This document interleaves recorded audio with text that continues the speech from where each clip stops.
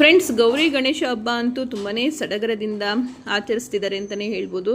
ಕೆಲವೊಂದು ಏರಿಯಾಗಳಲ್ಲಿ, ಕೆಲವೊಂದು ಕಡೆಗಳಲ್ಲಿ ಗಣೇಶ ಗೌರಿಯನ್ನು ತುಂಬಾ ಸುಂದರವಾಗಿ ಅಲಂಕಾರವನ್ನು ಮಾಡಿ ಕೂರಿಸ್ತಿದ್ದಾರೆ ಅಂತಲೇ ಹೇಳ್ಬೋದು. ತುಂಬಾ ಡೆಕೋರೇಟಿವ್ ಆಗಿ ಗೌರಿ ಗಣೇಶನನ್ನು ಕೂರಿಸಿ ಸಂಭ್ರಮಿಸ್ತಿದ್ದಾರೆ.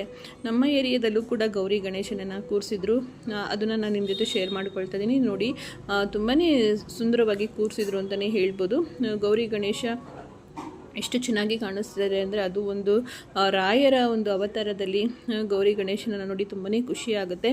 ಹಾಗೆ ನೋಡಿ, ಸ್ಟೇಜ್ ಮೇಲೆ ಈ ಥರ ಪಾಟ್ಗಳನ್ನೆಲ್ಲ ಇಟ್ಟು ಹೂವಿನ ಅಲಂಕಾರ ತುಂಬಾ ಸೊಗಸಾಗಿ ಕೂಡ ಕಾಣಿಸ್ತಿತ್ತು. ನನಗಂತೂ ರಾಯರು ಅಂತ ಹೇಳಿದ್ರೆ, ಒಂದು ರೀತಿ ರಾಘವೇಂದ್ರ ಸ್ವಾಮಿ ಅಂತ ಹೇಳಿದ್ರೆ ನಂಬಿಕೆ, ಧೈರ್ಯ, ಶಕ್ತಿ ಎಲ್ಲವೂ ಕೂಡ ರಾಘವೇಂದ್ರ ಸ್ವಾಮಿನೇ.